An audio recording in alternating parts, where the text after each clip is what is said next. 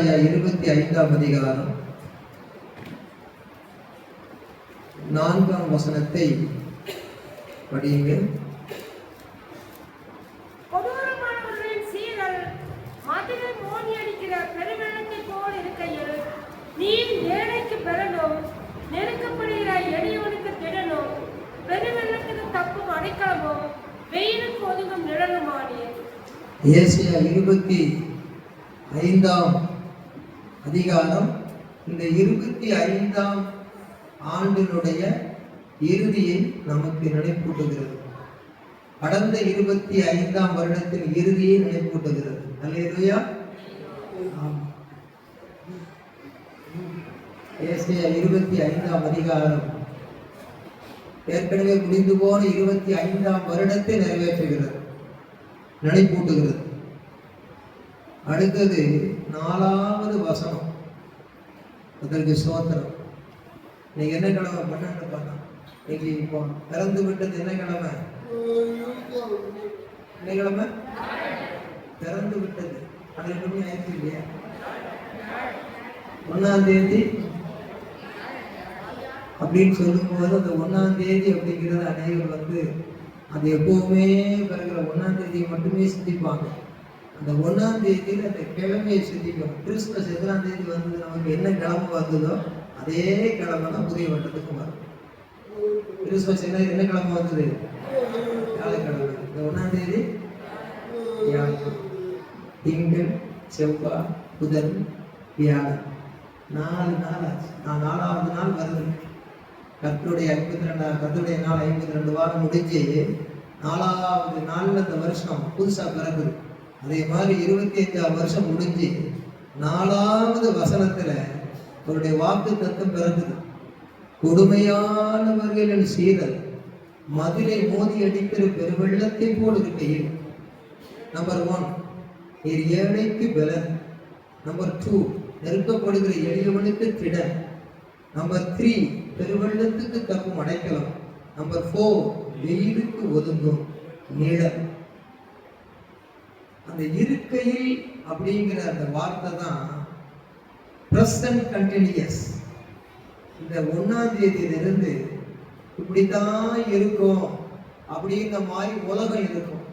பார்வோனுடைய கொடூரமான சீரல் மதுரை மோதி அடிக்கிற பெருவெள்ளத்தை போல காற்று பலமா வீசி அலைகள் வந்து கட்டுப்பாட்டை மீறி அப்படியே மோதுகையில் சுனாமி மாதிரி வருகிற பொழுது அது உலகம் செய்கிற ஒரு கொடிய காரியம் என்று சொன்னால், உலகத்தில் இருக்கிற ஒரு சாத்தானுடைய அதிகாரம் மனுஷன் மேல் புகுந்து அந்த பார்வோன் மூலம் இஸ்ரவேலராகிய சிறுபான்மையான ஜனங்களை மிகவும் தாக்கியது.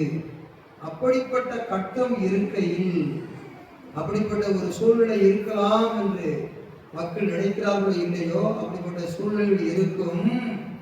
ஆனால் அப்படி இருக்கும் போதே ஆண்டவர் என்ன செய்வாராம்? ஆண்டவருடைய பிள்ளைகளாகிய நமக்கு ஏழைக்கு பலன், ஸ்ட்ரெங்த் டு தி புவர். அடுத்தது நெருக்கப்படுகிற எளியவனுக்கு திடன். திடன் ஆங்கிலத்தில் எப்படி போட்டிருக்கு? Please read Isaiah chapter 25 verse 4. யாரா படிக்கிறேன்? நிறுத்தி மெதுவா படிக்கிறேன்.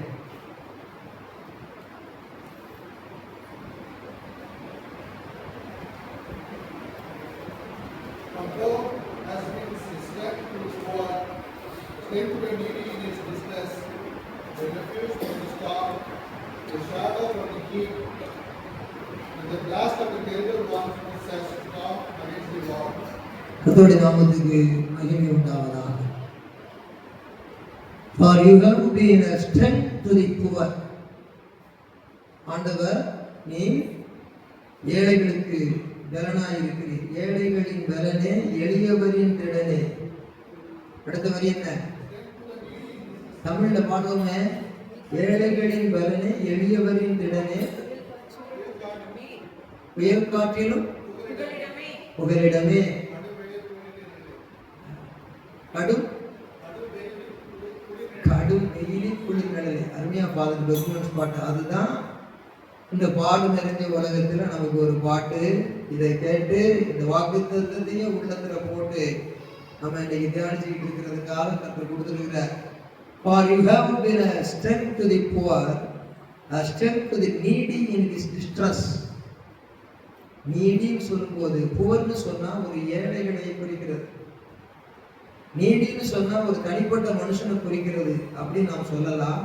ஆனால் மொத்தத்திலே சிறுபான்மையான தேவ ஜனங்கள், எண்ணிக்கையில் குறைந்தவர்கள், பெரும்பான்மையான உலகத்தின் மத்தியிலே சிறுபான்மையாக வானமண்டல பொல்லாத ஆவிகள் இறங்குவதனாலே பார்வோன் அவர்களை சேதப்படுத்தின அந்த காலத்தில் உள்ளது போல இந்த காலத்திலும் செய்தாலும் அந்த காலத்தில் இருக்கிற கர்த்தர் நல்லவர், அவர் கிருபை என்றும் உள்ளதானபடியினாலே இப்படிப்பட்ட சூழ்நிலையிலும் பிரசன்ட் கண்ட்ரிஸ் கொடுமையானுடைய சீரல் பெருவெள்ளத்தை போல மதிலை மோதி அடிக்கையில் a refuge from the storm,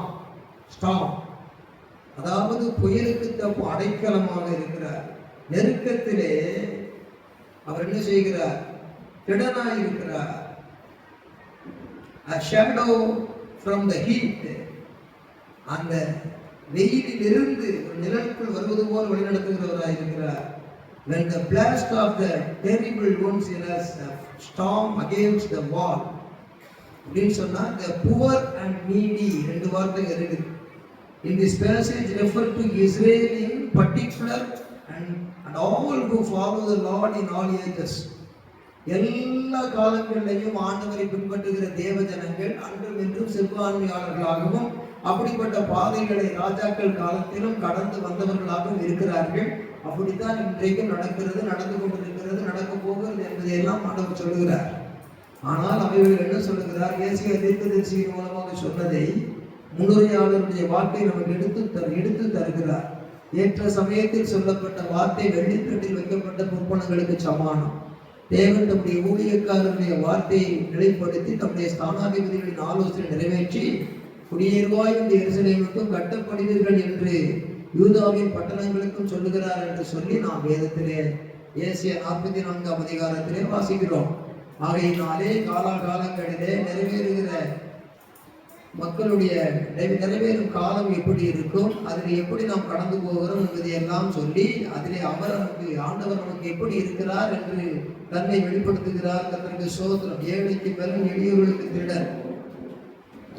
which oppose God's people, தேவனுக்கு எதிராக இருக்கிற ஜனங்களை பற்றிய நிலைமையை சுட்டி காட்டுகிறார். while the efforts by the evil one against the child of God are mighty, still the protection by the righteous one is almighty. நீதிமான்களை காக்கிற தேவ வல்லமையுள்ள தேவனிடத்திலிருந்தே வரும். ஒவ்வொரு மனுஷனுக்கும், ஒவ்வொரு கூட்டமான குடும்பத்துக்கும், ஒவ்வொரு கூட்டமான தேவ ஜனங்களுக்கும், சபைக்கும் தேவன் இப்படிப்பட்ட சூழ்நிலைகளில் அவர் இப்படிப்பட்டவராய் இருக்கிறார் என்று அங்கே சொல்லுகிறார். ஏழைக்கு பலன், எளியவர்களுக்கு திடன், வெயிலுக்கு ஒதுங்கும் பெருவெள்ளத்துக்கு தப்பும் அடைக்கலம், வெயிலுக்கு ஒதுங்கும் நிழல். இந்த வசனத்தை உள்ளத்துல போட்டுக்கிட்டு போங்க. தொடர்ந்து அடுத்த வாரத்தை நாம் தியானிக்கலாம். இன்றைக்கு தேவ வார்த்தை ஏசியா இந்த வாக்குத்தத்தத்தை உங்களுக்கு சொல்லிவிட்டேன். பொதுவான வாக்குத்தத்தம் யாத்திரையாகும் 20-24. இந்த காலத்துக்கு உரிய வாக்குத்தத்தம் 26ஆம் வருஷத்துக்குரிய வாக்குத்தத்தம் ஏசியா 25:4. தேவ சபைக்கு, தேவ பிள்ளைகளுக்கு ஆண்டவர் நமக்கு தருகிற வாக்குத்தத்தத்தை நாம் தியானிப்போம். ஏசாயா தீர்க்கதரிசியின் புஸ்தகம் 43ஆம் அதிகாரம். ஏசாயா தீர்க்கதரிசியின் புஸ்தகம் 43. கர்த்தரே இந்த வேளையில் அதை உறுதிப்படுத்துகிறபடியால் அந்த செய்தியை நமக்கு கொடுப்பது ஏற்றதாக இருக்கிறது. கர்த்தருடைய நாமத்துக்கு மகிமை உண்டாவதாக. இந்த செய்தியின் தலைப்பு உருவாக்குகிற கர்த்தர். எல்லாரும் சொல்லுங்க, உருவாக்குகிற கர்த்தர், உண்டாக்குகிற கர்த்தர். எல்லாரும் சொல்லுங்க, உண்டாக்குகிற கர்த்தர். இப்படி ஒரு கர்த்தருக்கு பெயர் ஜெகோவா ஓசினு. ஜெகோவா ஓசினு, உருவாக்கும் தெய்வமே யெகோவா ஓசினு. உருவாக்கும் தெய்வமே ஸ்தோத்திரமே ஸ்தோத்திரமே ஸ்தோத்திரமே ஸ்தோத்திரமே.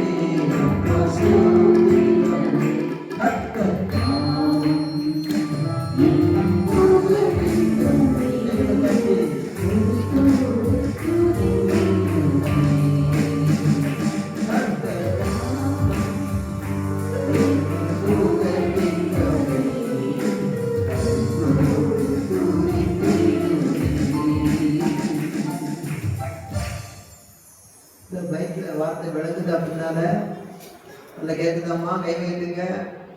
சரி, ஜெகோவா ஓசேனு உருவாக்கும் தெய்வம். சில வசனங்களை பார்க்கும் பொழுது நமக்கு ஒரு விசுவாசம் வர வேண்டும். நான் பரிசுத்தமாய் இருக்க வேண்டும், விசுவாசமாய் இருக்க வேண்டும், ஜெபிக்கிறவராய் இருக்க வேண்டும், வல்லமையாய் இருக்க வேண்டும், நான் முன்னேற்றமாய் இருக்க வேண்டும், பெற்றுக்கொள்ளாதவர்களை பெற்றுக்கொள்ள வேண்டியவர்களை பெற்றுக்கொள்ள வேண்டும், இழந்து போனவர்களை திரும்ப பெற்றுக்கொள்ள வேண்டும், நான் இன்னும் ஆவிக்குரிய ஜீவிதத்தில் வளர வேண்டும். இதற்கெல்லாம் ஜெபிக்கிறோம். இது நம்முடைய பகுதி. ஆண்டவர் பகுதியிலே அவர் வாக்களிக்கிறார் நமக்காக. கர்த்தருக்கு ஸ்தோத்திரம் உண்டாவதாக. கர்த்தர் நாமத்துக்கு மகிமை.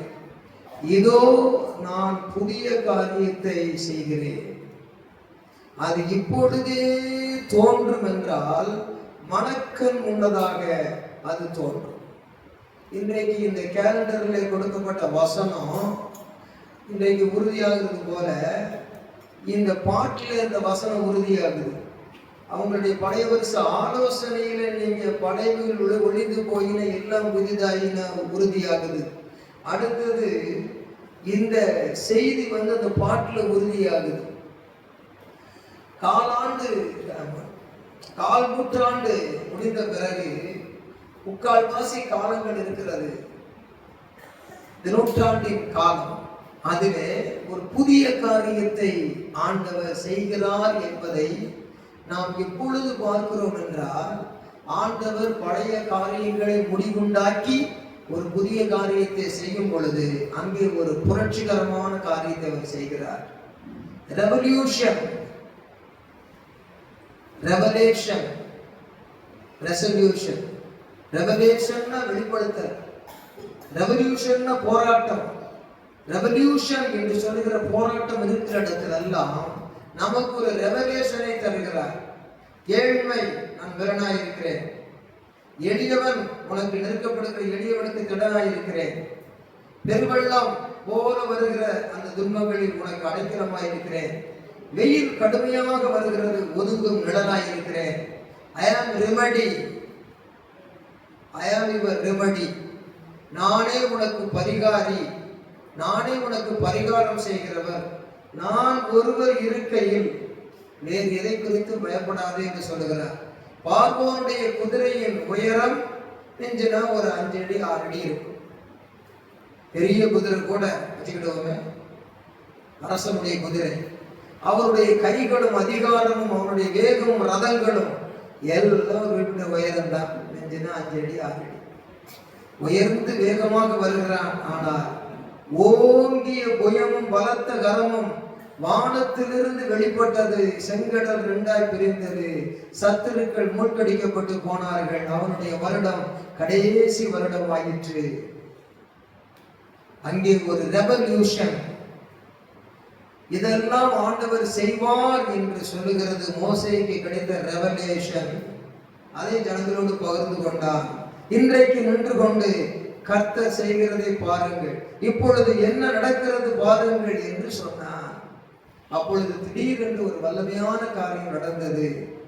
அதுபோல தொடர்ந்து ஒவ்வொரு சந்தர்ப்பத்திலும் செய்தார் என்றால், தம்முடைய ஜனத்தை அவர் பெருங்கூட்டமான ஜனங்கள் என்று தெரிந்து கொள்ளாமல் ஜனத்திலே கொஞ்சமானவர்கள் என்று தான் தெரிந்து கொண்டார்.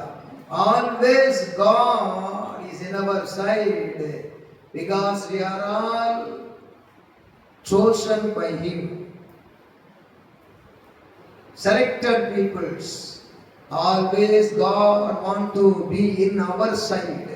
நம் பக்கமாகவே இருக்க விரும்புகிறார். அதே நேரத்தில் நம்மை அவர் பக்கமாக இழுப்பதற்கு சில பாதைகளை அனுமதிக்கிறார். அந்த நேரத்தில் தான் நாம் அவரை அண்ணாந்து பார்க்கிறோம். ஆனால் தம்முடைய ஜனத்தை அவர் விட்டுவிடவே மாட்டார், விட்டுவிடவே மாட்டார், விட்டுவிடவே மாட்டார். என் ஜனங்கள் ஒருபோது வெட்கப்பட்டு போவதில்லை என்று சொன்னவர் கைவிடவே மாட்டார். அல்லேலூயா. எல்லாம் கர்த்தரை கரங்களை தட்டி கர்த்தரை மகிமைப்படுத்துவோம். 119ஆம் சங்கீதம் 49:50 படிங்க. நீர் என்னை நம்ப பண்ணின வசனத்தை உமது அடியேனுக்காக நினைத்தருளும். எல்லாரும் ஒரு ஜெபமாக சொல்லுவோம். ஆண்டவரே, நீர் என்னை நம்ப பண்ணின வசனத்தை உமது அடியானுக்காக நினைத்தருளும். அதுவே என் சிறுமையில் எனக்கு சிறுமப்பட்ட ஜனம் நமக்கு வருகிற வருஷத்துல, இந்த வருஷத்துல வருகிற நாட்கள்ல அதுதான் நமக்கு ஆறுதல். எது ஆறுதல்? வசனம். தொடர்ந்து படிக்க. உம்முடைய வாக்கு எனக்கு அது வெறும் வார்த்தையாக இல்லை, உயிர்ப்பித்ததுன்னு சொல்றேன்.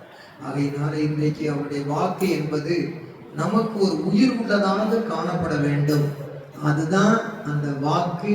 நம்முடைய சிறுமையான காலங்கள்ல நம்முடைய நாக்கு சொல்லி பாட வேண்டியது. அதுதான் வாழ்க்கையின் போக்கு. அதை உருவாக்கு என்பது நம்மால் முடியாது, அவர் உருவாக்குவார். அதுதான் ஜெகோவா, அவர் தான் ஜெகோவா ஓசியனோ. அல்லேலூயா சொல்லுவோம். கடலுக்கு மகிமை. 117ஆம் சங்கீதத்திலே 14ஆம் வசனத்திலிருந்து நாம் எல்லாரும் படிப்போம். கர்த்தர் என் பெலனும் என் கீதமும் ஆனவர், அவர் எனக்கு ரட்சிப்பும் ஆனார். இந்த வசனத்தை இப்படியாக மனசுல பதிக்கணும். The Lord is my strength, the Lord is my song, the Lord is my salvation. இப்படியாக இந்த 14ஆம் வசனத்தை உள்ளத்துல பதிக்கணும். இந்த ஒரு காரியத்திலே நாம் பாடுகிற போது பலம் வருகிறது. அது பாதுகாப்பான ரட்சிப்பை தருகிறது. அதுதான் இஸ்ரவேல் ஜனங்களுடைய கூடாரமாய் இருந்த காலங்களில் அவர் செய்த காரியம். 15ஆம் வசனத்தை படியுங்க. நீதிமான்களுடைய கூடாரங்களின் ரட்சிப்பின் கம்பீர சத்தம். Shouting, pricing, shouting and singing. அதாவது இப்பொழுது பிரதர் ஜான் சந்தோஷம் பாடினார். இந்த ஷவுட்டிங்கை பாடுறது எதுக்கு? இது நீதிமானுடைய கூடாரம். இதில் கம்பீர சத்தம் உண்டு. அப்படி கம்பீர சத்தம் உண்டாகும் போது, பாடும் பொழுது the Lord is my song என்று சொல்வதோடு the Lord is my strength அது இறங்கி வருகிறது. அதைத்தான் கர்த்தரின் வலது கரம் பராக்கிரமம் செய்யும். The Lord's hand do valiantly for us. ஆண்டவருடைய கரம் நமக்கு பராக்கிரமமான காரியங்களை செய்யும். அந்த வலது கரம் என்ன செய்கிறதா? 16ஆம் வசனத்தை படியுங்க. கர்த்தரின் வலது கரம். வசனம் தெரிஞ்சது, ஆனா இந்த காலத்துக்குன்னு அது புரிஞ்சுது. அதுதான் நம்ம ஆத்மா உறிஞ்சுது. கர்த்தருக்கு ஸ்தோத்திரம். இந்த வசனம் தான் தெரியுமே, இந்த வேதம் தான் புரியும். அது இந்த வேதம் ஒண்ணு மாத்திரம் கல்கி கல்கண்டு ஆனந்த விகடன் மாதிரி கிடையாது. இந்த வேதம் இது உயிருள்ள ஆண்டவருடைய வேதம். ஆண்டவர் அப்பா என்ன சொல்லுவார்? அன்னைக்கு செய்த மாதிரி இதை செய். நானும் அன்னைக்கு சொன்ன மாதிரி சொல்றேன், இப்போ செய்வேன். அன்னைக்கு ஒரு காரியத்தை கண்டல, அதே மாதிரி இப்பவும் நான் செய்வேன், கவலைப்படாத போ அப்படின்னு சொல்றாருன்னா, அவர் செய்ய நினைத்ததை நமக்கு செய்யும்படி அவர் அந்தந்த காலங்களிலே செய்து வந்ததை இந்தந்த காலங்களிலும் செய்யும்படி அவர் கிருபை என்றும் உள்ளதுன்னு சொல்லும் போது, நான் வசனத்தை அறிந்தேன் என்பதல்ல, நான் புரிந்தேனா என்பது காலத்துக்கேற்ற செய்தி. புரிந்தேனா என்பதுதான் முக்கியமாய் தவிர புதிதான ஒன்றா என்பது முக்கியம் அல்ல. புரிந்தேன் என்றால் அப்பா சொல்றதை இன்றைக்கு சொல்றாரு. புரிந்து கொள், அதை அறிந்து கொள், அதை அனுபவமாக்கிக்கொள், அவர் சொல்லுவதன்படி எதிர்பார். என்ன அது? கர்த்தரின் வலதுகரம் எப்படி இருக்குதான்? உயர்ந்து இருக்கிறது. பார்வோன் கை இஸ்ரவேல் ஜனத்தின் மேல அப்படியே டக்கு டக்கு டக் டக் டக் டக் டக் டக் டக் போறான். அவன் வலதுகரம் ரதத்தின் மேல் உயர்ந்திருக்கிறது, குதிரைகளின் மேல் உயர்ந்திருக்கிறது. அதுதான் நாட்டை ஆளுறவங்க.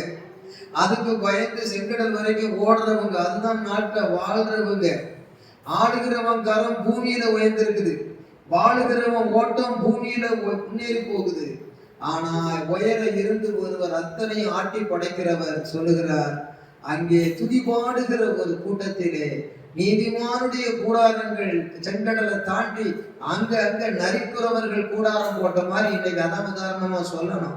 அப்படி போல கூடாரம் போட்டுக்கிட்டு அங்கங்க இருந்துக்கிட்டு ஒவ்வொரு கூடாரத்திலையும் பாட்டு, ஆசிரியப்பு கூடாரத்துக்கு வந்துட்டு வீட்டுக்கு போனாலும் பாட்டு, மகிமையாய் வெற்றி சிறந்த கர்த்தர் என்று சொல்லி பாடுகிறார்கள். அப்படி பாட பாட பாட ஓட ஓட விரட்டப்பட்டவர்கள் கானானை நாட நாட அது உதவியா இருந்தது, ஆண்டவரை தேட தேட அது உதவியா இருந்தது. தொடர்ந்து அவர்கள் வாழ்க்கை பாட பாட பாடுகள் எல்லாம் மறைந்தது. நல்ல கரங்களை தட்டி கர்த்தரை மகிமைப்படுத்துவோம். ஆகையினால தேவனுடைய பிள்ளைகள் என்ன செய்ய வேண்டும்? ஒவ்வொரு குடும்பமும் இந்த வருஷத்துல கர்த்தருடைய கரத்தினால உருவாக்க வல்லமையை காணணும்னு சொன்னார். குடும்ப ஜெபங்களை முக்கியப்படுத்த வேண்டும். அவர் ஏழைக்கு பலனாக இருக்கிறார் என்று ஏற்கனவே உங்களுக்கு சொன்னேன். அந்த கூடாரத்திலே பாடலை பாடுகிற பொழுது அவர் ரட்சிப்பும் ஆனார், ஏற்கனவே ரட்சிப்பும் ஆனார் என்று பாடினதுனாலதான் அவர்களுக்கு யோர்தான் பிரிந்தது, யோர்தானிலே வழி திறந்தது. அப்படி துதித்து பாடுற அனுபவத்தை உடையவர்களாக இருந்ததுனாலதான் எரிகோ தகர்ந்தது. 7 அரக்க ஜாதிகளும் முறித்தோடினார்கள். அப்படியானால் பாடுபடு பாடுபடு பாடுபடு என்று சாத்தான் சொல்லுகிறான், சாத்தான் செய்கிறான். ஆனா பாட்டுப்பாடு பாட்டுப்பாடு பாட்டுப்பாடுன்னு ஆண்டவர் தம்முடைய ஜனத்தை வைக்கிறார். செங்கடலை பிளந்தார், யோர்தானையும் பிரிப்பார், யோர்தானையும் பிரித்தார், அவர் கண்மலையும் திறப்பார், கண்மலையும் திறந்தார், தண்ணீர் கொடுத்தார். அவர் அந்த எரிகோவையும் உடைப்பார், எரிகோவையும் உடைத்தார். அவரது இன்ப கானானை தந்தார், இன்ப கானானையும் தந்தார். 7 அரக்க ஜாதிகளை விரட்டி அடித்தார். ஆனால் இவைகளெல்லாம் கர்த்தர் நல்லவர், அவரை துதியுங்கள், அவர் கிருபை என்றும் உள்ளது என்ற சரித்திரத்தை காட்டுகிறது. இது நாட்டுக்கு நாடு யுத்தம், ஒரு பெரிய நாடு தன்னை துரத்தி அடித்த பிறகு இவர்கள் கூடாரத்திலே வீடு என்று சொல்லி இருக்கிற ஒவ்வொரு இடத்திலும் இந்த சிறுபான்மையாளர்கள் அந்த கரம் உயர்ந்திருக்கிறது. மேலே இருந்து செங்கடல்கள் இறங்கி வந்த கரம் இன்னும் நமக்காக உண்டு என்று சொல்லி குடும்பம் குடும்பமாக ஆராதிக்க ஆரம்பிக்கிறார்கள். ஆகவே நாமும் கூட இந்த வருஷத்திலே குடும்ப ஜபத்தை முக்கியப்படுத்த வேண்டும். குடும்பத்தில் சபைகளாக திருவிருந்து ஆராதனை கொடுக்கத்தக்கதாக, வீடுகளிலே வசதியாய் சொந்த வீடு உள்ளவர்கள் வீடுகளிலே கூட்டம் நடத்தத்தக்கதாக, வீடுகளிலே சத்தியத்தை சொல்லத்தக்கதாக, வீடுகளிலே அப்பம் விற்கும்படியாக, வீடுகளிலே நாம் ஆண்டவருடைய ஊழியங்களை வந்து செய்யும்படியாக கர்த்தருடைய கரம் உயர்ந்திருந்து நம்மை இன்னும் அதிகமாகும்படியாக, ஆராதனைகள் இன்னும் வல்லமையாக மாறும்படியாக, நம் மூலமாக எங்கு வெற்றி கீதம் துணிக்கும்படியாக ஒரு அனுபவத்துக்குள்ளே நடத்துவார் என்பதிலே சந்தேகமே இல்லை. கர்த்தருடைய நாமத்துக்கு மகிமை உண்டாவதாக. நீதிமானுடைய கூடாரங்களில் கெம்பீர சத்தம் உண்டு என்றால் சபைகளில் மாத்திரம் அல்ல, அவர்களுக்கு ஆசரிப்பு கூடாரம் இருந்தது. ஆனால் கூடாரங்களில் என்று சொல்லும் போது அவர்கள் தங்கள் கூடாரங்களிலும் பாடினார்கள், ஆசரிப்பு கூடாரத்திலும் வந்து பலி செலுத்தி ஆண்டவர் ஆராதித்தார்கள். நாமும் கூட தேவனுடைய பிள்ளைகள் ஆகிய நாம் பயபக்தியோடு ஆராதிக்கிற சபையிலே அனுபவத்தை முடித்து விடாமல் குடும்ப ஜபங்களை துவங்க தீர்மானம் செய்யுங்கள். இந்த வருஷம் குடும்ப ஜபங்களை முக்கியப்படுத்துகிற ஒவ்வொரு வீட்டுக்கும் தேவன் என்ன செய்வார் என்றால் புதிய காரியத்தை செய்வார். அலையிலே சொல்லுவோம். கரங்களை தட்டி கர்த்தரை மகிமைப்படுத்தும். சபையிலே மிஸ்டர் ஜோசப் அண்ட் ஜோசப்புடைய மனைவி 2 பேரும் வந்தார்கள். 2 பேரும் வரும்பொழுது நான் சொன்னேன், சண்டே அவர் ஒன்டேயோட வர முடியல, மீன் கடையில வேலை, இன்றைக்கு இந்த ஒன்டேயாவது வந்தீங்களே அப்படின்னு சொல்லி 2 பேருக்கு ஜெபம் பண்ணி இந்த வருஷம் உங்களுக்கு வீடு கொடுப்பார் ஆண்டவர் தீர்க்க தரிசனம் வந்தது. வீடு கொடுப்பார்னு சொன்ன உடனே அந்த வருஷமே ஒரு வீடு வாங்கினார், கட்டினார், நான் பிரதிஷ்டை பண்ணினேன். அது ஒரு சாதாரண ஆசீர்வாதம் தான் நான் சொல்றேன். இன்னைக்கு அவர் துவங்கிற கடையும் அவர் நடத்திக்கிட்டு இருக்கிறாரு, இன்னும் புதிய கடையும் கொடுப்பாரு. அவர் தொழில் விருத்தி அடைந்து குடும்பம் ஆசீர்வதிக்கப்படும் பொழுது நீ மறுபடியும் வாடு என்றே இருக்கக்கூடாது. இன்னும் இருக்கிற கவலைகளுக்காக வாடு என்றே இருக்கக்கூடாது. இன்னும் பணத்தையும் பொருளையும் தேடி ஓடுன்னு இருக்கக்கூடாது. குடும்பத்துல உட்கார்ந்து கர்த்தருடைய வேதத்தை வாசித்து கொஞ்சம் அவருடைய அன்பு நினைத்து பாடு. அந்த கூடாரத்துக்கு நீதிமானுடைய கூடாரமாக வீட்டை பிரதிஷ்டை செய்து குடும்ப ஜெபம் இல்லாத வீடு, கூரை இல்லாத வீடுன்னு இல்லாதபடி குடும்ப ஜெபம் உள்ள வீடாக இருக்க செய்ய வேண்டியது தீர்மானம் செய். அம்மா இருந்த அப்பா இல்லை, அப்பா இருந்த அம்மா இல்லை, அம்மா அப்பா இருந்த பிள்ளைகள் இல்லை, பிள்ளைகள் இருந்த பெற்றோர் இல்லை. அந்த குடும்ப ஜெபத்தை முக்கியப்படி தீர்மானம் பண்ணுங்க. அந்த சாசரிப்பு கூடாரத்தில் மாத்திரமல்ல, கூடாரங்களில் ஒவ்வொரு கூடாரத்திலும் ரட்சிப்பின் வெவ்வேறு சத்தம் இருந்ததினாலே right hand of the lord work for them. ஆண்டவருடைய வலதுகரம் உனக்கு இருக்கு. ஆண்டவருடைய வலதுகரம் அவருக்கு ரைட் ஹேண்ட், நம்ம இல்லை. Lord is our right hand for us. Lord's right hand is for us. அருமையான மகளே, ஆண்டவருடைய வலது கை உங்களுக்கு இருக்கிறது. அருமையான மகனே, வலது கை இருக்கிறது. கர்த்தருடைய வலது கை குடும்பத்திற்கு இருக்கிறது என்று கர்த்தர் வாக்களிக்கிறார். கர்த்தருடைய வலது கை எப்படி இருக்கிறது என்றால், அது பார்வோனுடைய கை போல குதிரை மேல இருக்கிற தாழ்வான கை அல்ல, ரதத்து மேல இழுத்து ஓடுகிற பார்வோனுடைய கை அல்ல. அது பூலோகத்தின் 6 அடி மனிதனுடைய கைகள். சேனையோடு இருந்தாலும் கூட அங்க போன மாதிரி தான் அதுக்கு மதிப்பு. ஆனால் யானை மாதிரி உயர்ந்து இருக்கிற ஒரு மதிப்பு எப்படி இருக்கிறதோ அதை விட வானை கடந்து ஆண்டவர் அங்கே இருந்து ஆணையிடுகிறார். விலகு செங்கடலே, விலகு யோர்தானே, உடைந்து போல் எரிகோ மதிலே என்று சொல்லி வாக்களிக்கிற தேவனுடைய வலதுகரம் உயர்ந்திருந்து பராக்கிரமம் செய்தது. அல்லேலூயா சொல்லுவோம். அல்லேலூயா, அல்லேலூயா, அல்லேலூயா. ஆகவே தேவனுடைய பிள்ளைகள் யாராயிருந்தாலும் சரி, அந்த ராகாப் வேசியை நினைத்துக் கொள்ளுங்கள். அவள் ஒரு வேசியாக இருந்தாலும் மனம் திரும்பினபடியினாலே எரிகோ மதில் முற்றிலும் உடைந்து விழுந்தாலும் அவள் இருந்த வீடு உடையவில்லை. அல்லேலூயா சொல்லுவோம். நீங்க வீட்டுல படிச்சுக்கிட்டீங்க. யோசுவா 2:15, அடுத்தது யோசுவா 6:20. படிக்கிறதுனால படிச்சிருங்க. யோசுவா 2:15 படிக்க பார்ப்போம். எல்லாரும் கவனிங்க. யோசுவா 2:15. அப்பொழுது கயிற்றினாலே வேவு பார்க்க வந்து யோசுவாவுடைய அந்த சிஐடிகளை, வேவுகாரர்களை இறக்கி அனுப்பிவிட்டால் அவள் வீடு எங்க இருந்ததுன்னா கோட்டச்சவர் மேல அலங்கத்தின் மேல இருந்தது. 30 அடி உயரம், 30 அடி அகலம், 50 அடி உயரம் உள்ள பெரிய சுவர். ரதங்கள் அங்குமிங்கும் ஓடக்கூடியது. சாதாரண கோட்டச்சவர் இல்லை. அப்படிப்பட்ட கோட்டச்சவருக்கு மேல யாருடைய வீடு இருக்கிறது? ராகாவுடைய வீடு இருக்கிறது. அந்த ராகா வேசித்தனம் வேசி அவள் அநேகர் வந்து போகக்கூடிய வீடு தான். அந்த வீட்டுல ஊழியக்காரங்களை தங்க வச்சு பாதுகாத்து அவங்கள ஜன்னல் வழியா அந்த பக்கமா இறக்கி விட்டுட்டு உதவி செய்ததுனால உங்கள் தேவனை பற்றி அறிந்தோம், எங்கள் இதயமெல்லாம் கரைந்து போயிற்று. உங்கள் எப்பேற்பட்ட வல்லமையுள்ள தேவனை ஆராதிக்கிறீர்கள். அந்த தேவனை பற்றி அவள் புகழ்ந்து பேசினாள். ஆண்டவரை ஏற்றுக்கொண்டாள். கேள்விப்பட்டதை கொண்டு அவள் தன் வாழ்க்கையை ஆண்டவருக்கு ஒப்பு கொடுத்தாள். அப்பொழுது அந்த வேவுகாரர்கள் சொன்னார்கள், இந்த குடும்பத்தை நினைத்துக் கொள்ளுங்கள், மறக்காதீர்கள். இந்த எரிகோ மதுரையெல்லாம் நீங்கள் சூறையாடும் பொழுது என்னை கைவிட்டு விடாதீர்கள் சொல்லுகிறார். அப்பொழுது சொல்லுகிறார்கள், நீ உன்னுடைய இறக்கிவிட்ட அதே சிகப்பு கயிற்றை இங்கேயே தொங்க விட்டிரு. நாங்கள் வரும் பொழுது இந்த அடையாளத்தை பார்த்து உன்னை தப்புவித்து விடுவோம் என்று சொன்னார்கள். அதுபோல யுத்தம் நடந்தது. யுத்தம் முடிந்த பிறகு என்ன நடக்கிறது பாருங்க. கர்த்தருக்கு ஸ்தோத்திரம். யோசுவா 2:15 அந்த மதிலின் மேல் ராகாவுடைய வீடு இருந்தது. அவள் ஒரு தாழ்மைப்பட்ட மகள், அவள் ஒரு பாவம் செய்த மகள், அவள் குறைவுள்ளவள், அவள் வாழ்க்கையில் அக்கிரமங்கள் இருந்தது. ஆனாலும் ஆண்டவருடைய வல்லமைக்கு பயந்து இதயமெல்லாம் கரைந்து போயிற்று. உங்கள் தேவன் இவ்வளவு பெரிய வல்லமை உள்ளவர் என்று எல்லாம் நாங்கள் கேள்விப்பட்டோம்.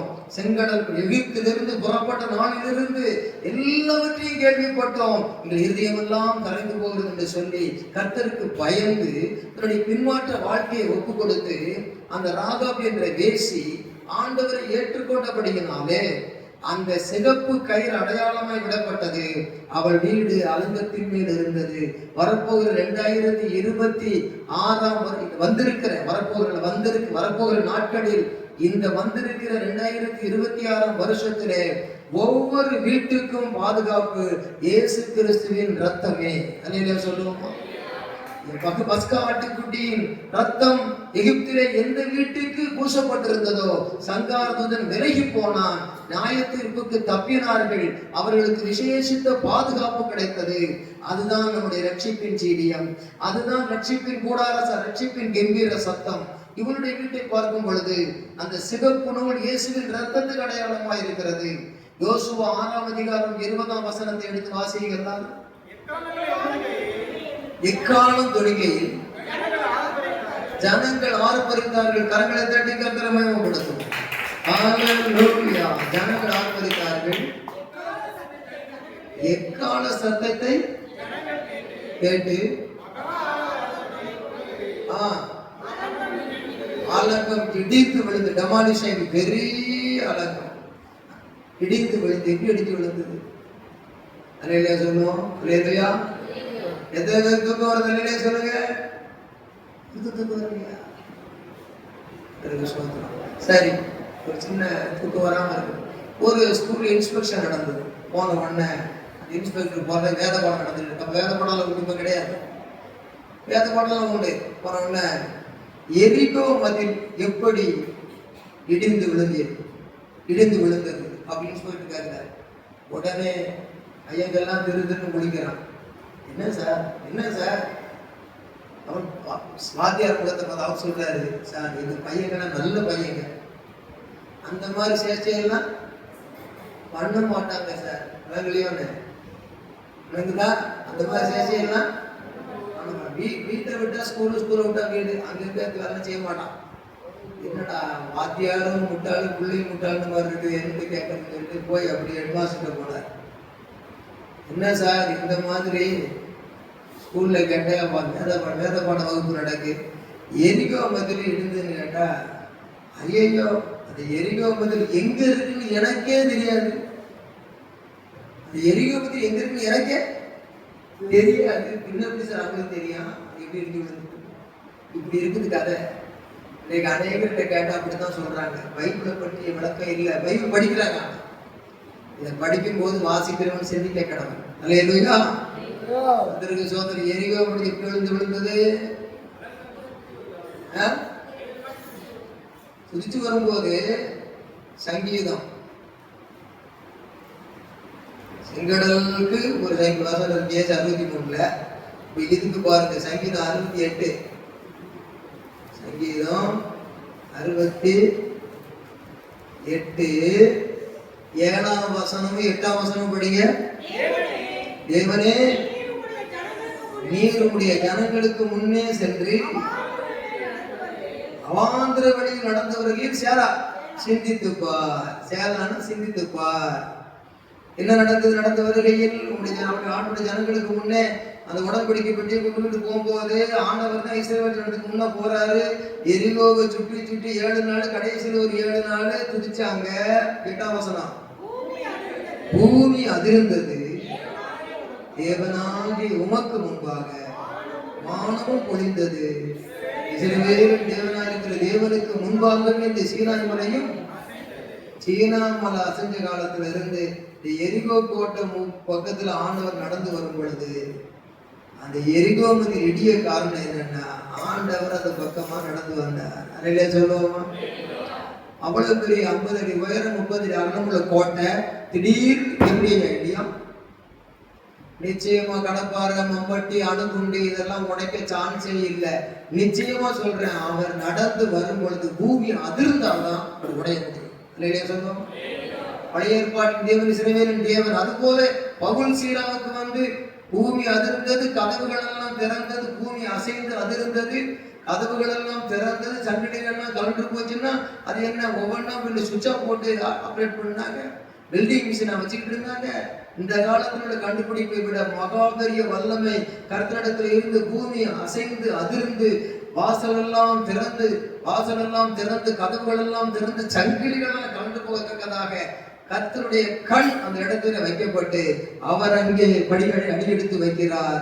அவர்தான் வல்லமையுள்ள தேவன். புதிய ஏற்பாட்டில் விளங்கினார். எல்லாரும் விடுதலையாக்கப்பட்டார்கள். பழைய ஏற்பாட்டிலும் அங்கே ஒரு வல்லமையான செயல், எரிகோ தகர்த்தது. ஆகையினாலே தேவனுடைய பிள்ளைகளாகிய நாம் தீர்க்க தரிசனமாய் ஆவியானவர் சொல்லுகிறது விசுவாசிக்க வேண்டும். இந்த 2026 வருஷத்திலே தேவன் இறங்கி நடந்து வருகிற கிரியைகளை நாம் காண போகிறோம். கரங்களை தட்டி கர்த்தர் பயங்கரமான பார்வோனுக்கு பயங்கரமானவர் இறங்கினால்தான் முடியும். ஆளுகிறவன் எப்படி, வாழுகிறவன் எப்படி என்று ஆண்டவர் பார்க்கிறார். ஆளுகிறவன் பாடுபடுத்துகிறான், வாழுகிறவன் பாட்டு பாடுகிறான். பாடு இங்க பாட்டு. ஆண்டவருக்கு விழுந்தது ஓட்டு. பார்வோனுக்கு முடிந்தது அவன் வாழ்க்கையினுடைய ஏட்டு. பதிப்பெல்லாம் முடிப்போச்சு. ஆகையினால தேவன் இந்த வருஷத்திலே சத்துருக்களுக்கு முடிவுண்டாக்கி தேவ ஜனங்களை துன்பத்தின் நடுவிலும் அதிசயமாய் நடத்துகிறவராக இருக்கிறார். ஆகையினாலே விசுவாசிக்க வேண்டும். ஒரு பெரிய மோசேக்கும் இஸ்ரவேல் ஜனத்துக்கு மாத்திரமல்ல, பவுல் சீலா என்று சொல்கிற பெரிய ஊழியக்காரர்களுக்கு மாத்திரமல்ல, ஒரு மனம் திரும்பின ராகாப் என்ற வேசிக்கு கூட எவ்வளவு ஒரு கேவலமாக வாழ்க்கை போயிருந்தாலும் அவள் வீட்டிலே மாத்திரம் என்ன நடந்தது? யோசுவா 6ஆம் அதிகாரம் 20ஆம் வசனத்தை மறுபடியும் படியுங்க. Please read Joshua chapter 6 verse 20. ஜனங்கள் ஆர்ப்பரித்தார்கள். ஜனங்கள் கேட்டு மகா ஆரவாரத்தோட முழங்குகையில் இவங்க தான் அப்படி எக்காலம் ஊதி துதிச்சாங்க. இடிந்து விழுந்தது. அடுத்த வசனம் எல்லாரும் சேர்ந்து படிங்க. நீங்க படிச்சாதான் எனக்கு புரியும். படிங்க.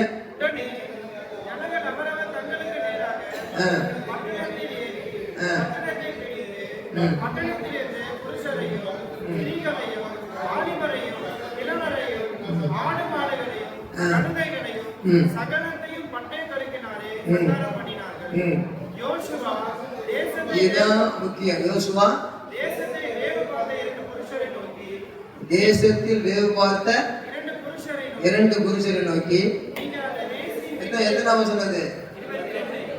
22. படிங்க.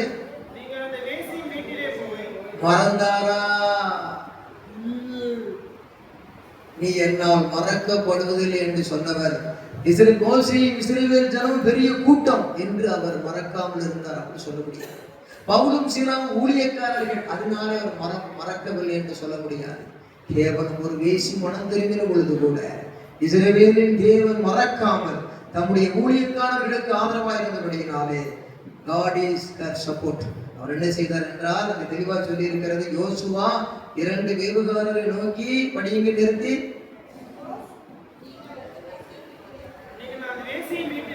நீங்கள் அந்த ராகாப் என்ற வேசியின் வீட்டிலே போய் அவளுக்கு ஆணையிட்டபடியே அந்த ஸ்திரீயையும் அவளுக்கு உண்டான சொத்து எல்லாத்தையும் வீட்டில் இருக்கிற எல்லா பொருளையும் அங்கே இருந்து வெளியே கொண்டு வாருங்கள். படிங்க தொடர்ந்து. அப்பொழுது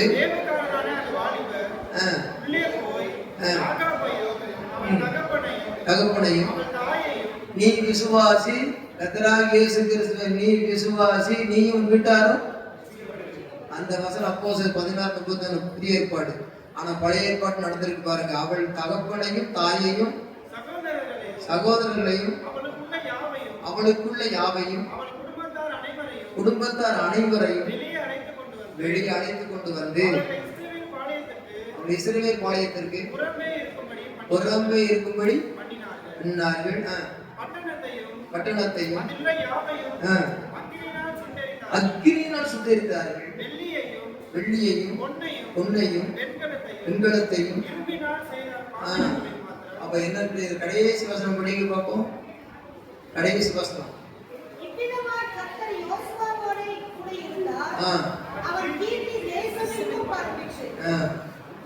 தேசம் பாருங்க. ஒரு தேவ மனுஷனோடு இருக்கிறார். மாத்திரமல்ல, இந்த வேளையில அவள் இந்நாள் வரைக்கும் நம் மத்தியிலே குடியிருக்கிறாள் என்று அவள் சந்ததியெல்லாம் புதிய ஏற்பாட்டை தொடர்கிறது. ராகாப் போவாசை பெற்றான். ராகாவிடத்தில் ராகா போவாசை பெற்றான்னு சொல்லிட்டு அழகா வருகிறது. இந்த மத்திய 1ஆம் அதிகாரத்துல படிக்கும் பொழுது கர்த்தருக்கு ஸ்தோத்திரம். அப்படியானால் ஒரு ஆவிக்குரிய சந்ததியோடு இணைத்து புதிய ஏற்பாட்டு ஒரு விசுவாசியாக மாற்றி விட்டார். அல்லேலூயா சொல்லுவோமா? அல்லேலூயா. அதனால ஆண்டவர் போவாசுடைய சந்ததியிலே ரூத்தை உருவாக்கி, அங்கே இருந்து அதிலே ஈசாயை உருவாக்கி, அதிலிருந்து தாவீதை உருவாக்கி, தாவீது சந்ததியிலே இயேசு பிறந்து இல்லாதவைகளை இருக்கிறவர்களை போல் அழைக்கிற தேவன் சிறுமையானவர்களை ஏழையானவர்களை பலப்படுத்தி அவர்களை வழிநடத்துவதற்கு அவர் இரக்கத்தில் ஐஸ்வர்யம் வந்தவராயிருந்தார். இதை கேட்டுக்கொண்டிருக்கிற சகோதரனே சகோதரியே, பிளீஸ் கேர்ஃபுல்லி, எப்பேற்பட்ட பாவத்தில் விழுந்திருந்தாலும் சரி, சொல்லுங்க, எப்படிப்பட்ட விழுந்திருந்தாலும் சரி, எப்படிப்பட்ட வேசித்தனத்தில் விழுந்திருந்தாலும் சரி, எப்படிப்பட்ட விபச்சாரத்தில் விழுந்திருந்தாலும் சரி, யார் உன்னை எள்ளி நகையாடினாலும் சரி, உன் கடந்த கால வாழ்க்கை எப்படி இருந்து யார் என்ன சொல்லி உனக்கு தீர்ப்பு கொடுத்தாலும் சரி, பரலோகம் கொடுக்கிற தீர்ப்பு என்னவென்றால் தம்மிடத்தில் வருகிற ஒரு பாவியையும் அவர் புறம்பே தட்டுகிறது இல்லை. அதிலே சொல்லுவோமா? அரங்களை தட்டி கத்திரமயப்படுத்துவோம். வேளையிலே மத்திய சுவிசேஷம் 1ஆம் அதிகாரம் எடுங்க. கர்த்தருக்கு ஸ்தோத்திரம். மத்திய சுவிசேஷம் 1ஆம் அதிகாரம், கர்த்தருக்கு ஸ்தோத்திரம். 5ஆம் வசனம் படிங்க. சல்மோன் போவாசை அந்த வேசி ராகாபினிடத்தில் பெற்றான்னா, வேசி தந்த மனதிற்கு விசுவாசியா மாறிட்டா. அந்த போவாஸ் பெரிய லேண்ட்லார்டு, அவனைத்தான் ரூத்துக்கு கட்டினாங்க. அப்ப அந்த சல்மோன் யூதன் போவாசை ராகாபினிடத்தில் பெற்றான். போவாஸ் ரூத்தினிடத்தில் பெற்றான். ஈசாயை பெற்றான். ஈசாய் தாவீது. இப்படி பார்த்துட்டு போனா கடைசியில் இயேசு கிறிஸ்து வம்ச வரலாறு. அப்படியானால் எப்பேற்பட்ட நிலையில் இருந்தாலும், எந்த நிலையில் இருந்தாலும், அருமையான தேவ மகனே, உன் வாலிபத்திலும் உன் குடும்ப வாழ்க்கையிலும் இப்பொழுது இருக்கிற கடந்த காலத்தில் சில நாட்களுக்கு சில காலங்களுக்கு முன்னுள்ள நிலையிலும் நீ எப்படிப்பட்ட அந்தரங்க பாவங்களை செய்து கொண்டிருந்தாலும் சரி, வாழ்ந்தாலும் உம்மோடுதான், நான் செத்தால் உம்மோடுதான் என்று ஒரு பரிசுத்த பிரதிஷ்டை பண்ணிவிட்டாயானால் வாழ்க்கையிலே பியூரிட்டி, முதலாவது பியூரிட்டி ஒப்பு கொடுத்தல் உண்டாகும் பொழுது கர்த்தர் என்ன செய்வார்? Performing miracles for you. Hallelujah சொல்லுவோமா? God revealed this power for your family, for your personal life. உடைய தனிப்பட்ட வாழ்க்கைக்கு, உன்னுடைய குடும்பத்துக்கு விமோசனம் வருடுவார். அவளுக்கு உண்டான எல்லாவற்றையும், வீட்டில் உள்ள யாவரையும் தேவன் கடாட்சித்தருளினார். உன் வாழ்க்கை மிகவும் பரிசுத்தமாக ஒப்பு கொடுக்க வேண்டும். ஒரு பாவி மிகுந்த நன்மையை கெடுப்பான். அவன் அதை அறிக்கை செய்து விட்டுவிடுகிற பொழுது அவன் ஆசீர்வதிக்கப்படுகிறான். ஆகையினாலே இன்றைக்கு ஆண்டவர் சொல்லுகிறது, எந்த நிலையில் கடந்த காலங்கள் இருந்தாலும் இந்த வருஷத்திலே கர்த்தருக்கு ஸ்தோத்திரம். ஒரே ஒரு மகனுக்காகவும் மகளுக்காகவும் கர்த்தர் பேசிக் கொண்டிருக்கலாம். கர்த்தருடைய நாமத்துக்கு மகிமையாக சொல்லுகிறேன். ஒப்பு கொடுக்கிற பொழுது ஒரு பரிசு preparation whole year. Prepare your life for God's, according to God's word. Second point, purity, that is your submission by your new way. Performing miracles, ஒரு அற்புதத்தை அவர் நிச்சயமாக செய்வார். இந்த ஒரு மகளை கண்மூடாமல் கவனித்து எப்படி அவளை ஒரு ஆவிக்குரிய சந்ததியால் மாற்றினாரோ அதுதான் விசேஷம். அது முக்கியமா கவனிக்க வேண்டியது, அந்த ஒரு எரிகோவுடைய மதிலிலே, இந்த பாருங்க பாட்டில இப்படி இருந்தது வீடு, சுத்தி எல்லாம் இடிஞ்சு விழுந்தது. இந்த இடம் மட்டும் இடிஞ்சு விழலையா? கரங்களை தட்டி கருத்துறமாக, கரங்களை தட்டி கருத்துறமாக. அப்போ அவ்வளவு பெரிய எரிகோ மதில் 50 அடி உயரம், 20 அடி 30 அடி அகலம் சொன்னா, அவ்வளவு பெரிய மதில் பூமி அதிர்ச்சியினாலே தேவன் நடந்து வந்து விடுவார். திடீரென்று நம்முடைய சபைக்கு நடந்து வந்து விடுவார். திடீரென்று சபைகள் எல்லாருக்கும் நடந்து வந்து விடுவார். திடீரென்று நம்முடைய வீட்டுக்கு நடந்து வந்து விடுவார். எப்படிப்பட்ட சூழ்நிலையில் சிக்கி தவிக்கிறார்கள்னு ஒரு இஸ்ரவேல் ஜனங்களை ஒரு எகிப்து தேசத்திலே பார்த்தவர் மாத்திரமல்ல, ஒரு சிறைச்சாலையிலே ஒரு பவுலையும் சீலாவையும் பார்த்தவர் மாத்திரமல்ல, கர்த்தர் பூமி அதிரத்தக்கதாக ஒரு தனிப்பட்ட வேசி என்ற பெண்மணியையும் பார்த்து, அவ்வளவு பெரிய எரிகோ மதில் இடிந்து விழுந்தாலும் அலங்கத்தின் மேல் இருந்த வீடு, அலங்கத்தின் மேல் இருந்த வீடு. அந்த வீடு என்ன செய்தது? அப்படியே இருந்தது. எவ்வளவு ஆச்சரியம் பார்த்தீங்களா? கரங்களை தட்டி கத்திரமாக போடு. நம்ம நினைக்கிறோம் ஒரு விவசி அவன் வீடு அங்க இருக்குது, அந்த வீட்டை கத்தர் கண்ணோக்கிய பார்க்க போறாரு அப்படின்னு அவ கூட நினைச்சிருப்பா. ஆனா ஒரு வீட்டை கத்தர் கண்ணோக்கி பார்க்க. அலையிலையா சொல்லுவோமா? அலையிலையா சொல்லுவோமா? அலையிலையா சொல்லுவோமா? கொரோனாவிலே நான் தப்பி வந்தேன். தேவதூதன் வந்து நின்றது மாத்திரமல்ல, வீட்டின் வெளியிலே உள்ள சுவரொட்டி ஒட்டி இருந்தது. அதை ஒரு நத்தை ஒன்று வந்து அதன் மேலே எல்லாத்தையும் உரிச்சு கீழே போட்டுட்டது. அதை உரிக்க சொல்ல வேண்டியது பஞ்சாயத்து அமைச்சர் ஒட்டினவங்க. ஆனா நம்ம நல்லா கூட நல்லா இருக்குன்னு நினைக்கிற உலகம் இல்லையோ என்னமோ தெரியல. ஆனா அந்த நத்தை வந்து அதுல ஊறி சுத்தமா குறித்து போட்டு விட்டது. அதை போட்டோ எடுத்து வச்சிருக்கோம். நான் வாதி உன் கூடாரத்தை அணுகாதுன்ற மாதிரி அநேக துன்பங்களை கடந்து வந்த எகிப்து ஜனங்களுக்கு போனது போகட்டும், இனி ஆவது நன்றாக ஆகட்டும் என்று அவர்களுக்கு துணை செய்த தேவன், ஒவ்வொரு குடும்பத்தையும் பாடி மகிழ செய்த தேவன், ஒவ்வொரு சூழ்நிலையிலும் சிறையிலும் அடிமைத்தனத்தின் நாட்டிலும் ஒரு கோட்டையின் மேலும் இருந்து ஒரு மகளுக்காக வல்லன் விளங்க பண்ண ஆண்டவர் அந்த ராகாவின் தேவன். அலங்கத்தின் மேல் இருந்த வீடு அலங்கமே இடிந்து விழுந்தாலும் அந்த வீடு இருக்கிற இடம் மாத்திரம் இடிந்து விழவில்லை. எப்படி இருக்கு? கேக்கு வெட்டி வச்ச மாதிரி அழகாக கர்த்தரை நிறுத்தி வச்சாரு. அந்த வல்லமைக்காக ஒரு தடவை கரங்களை தட்டி கர்த்தரை இப்படி சொல்லும் போது என்னுடைய வீட்டை பற்றி சபையை பற்றி எனக்கு பயம் வேண்டாம். உங்களுடைய வீட்டை பற்றி உங்களுக்கு பயம் வேண்டாம். ஏனென்றால் பயப்படுகிற காலங்களிலே ஆண்டவர் சொல்லுகிறார், நான் ஏழைக்கு பலனாக இருக்கிறேன், எளிமையாய் கருதக்கூடிய திடனாக இருக்கிறேன். உடுதுமாவுடைய சீரல் பெருவெள்ளத்தை போல மோதி அடித்தால் அல்ல, ஏழைக்கு பலன் எளியவனுக்கு திடன், பெருவெள்ளத்துக்கும் தப்பும் அடைக்கலம், வெயிலுக்கும் ஒதுங்கும் நிழலும் ஆனவர் என்று சொல்லப்பட்டிருக்கிறார். ஆண்டவர் இந்த வேளையிலே ஜெகோவா ஓசேனு என்று சொல்லுகிறவர், அவரை குறித்து நாமத்தை சொல்லுகிற நேரத்திலே அவர் எப்படியெல்லாம் கிரியை செய்கிறார், அவர் எப்படி ஒரு சோதனையிலே போக்கை உண்டாக்குகிறார் என்று அறிய வேண்டும். இந்த வேளையிலே 2 கொரிந்தியர் 12ஆம் அதிகாரம் கர்த்தருக்கு ஸ்தோத்திரம் எடுத்து படியுங்க. 13 படியுங்க.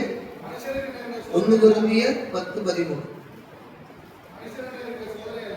மனுஷருக்கு நேரிடுகிற சோதனை அல்லாமல் வேறே சோதனை உங்களுக்கு நேரிடவில்லை. தேவன் உண்மையுள்ளவராய் இருக்கிறார். உங்கள் திராணிக்கு மேலாக நீங்கள் சோதிக்கப்படுகிறதற்கு ஒரு இடம் கொடாமல் சோதனையை தாங்கத்தக்கதாக சோதனையோடு கூட அதற்கு தப்பிக்கொள்ளும்படியான போக்கையும் உண்டாக்குவார். இந்த வசனம் தயவு செய்து எல்லாரும் சேர்ந்து படிக்கும்படி விரும்புகிறேன். வருகிற ஆண்டிலே தேவன் நமக்கு நடத்துகிற பாதையிலே நாம் மறக்காத வசனம் 1 கொரிந்தியர் 10:13. எல்லாம் சேர்ந்து படிங்க. மனுஷருக்கு நேரிடுகிற சோதனை அல்லாமல் வேறே சோதனை உங்களுக்கு நேரிடவில்லை.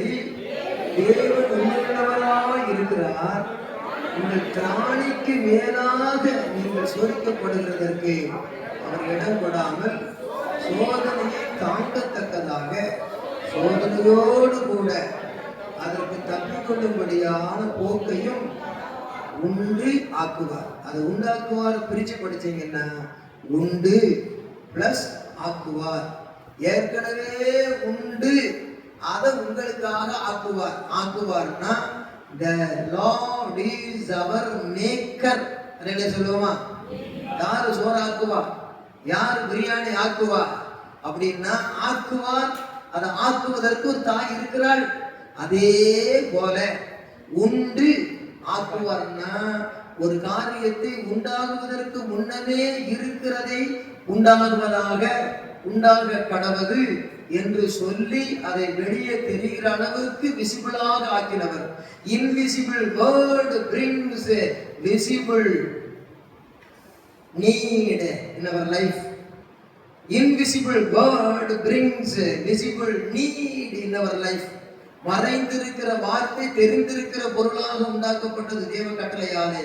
அதுபோல சோதனையான காலங்களில் வருகிற இந்த நாட்களிலே கர்த்தர் என்ன செய்வார்னா என்ன சோதனை வந்தாலும் அதுக்கு ரெமெடி அவர்கிட்ட ஏற்கனவே இருக்கும். கரங்களை தட்டி கருத்துல மயங்கப்படுது. இந்த விசுவாசிக்கிற வெளிப்படுத்தல் நமக்கு வேணும். அல்லேலூயா சொல்லுவோம். அல்லேலூயா சொல்லுங்க.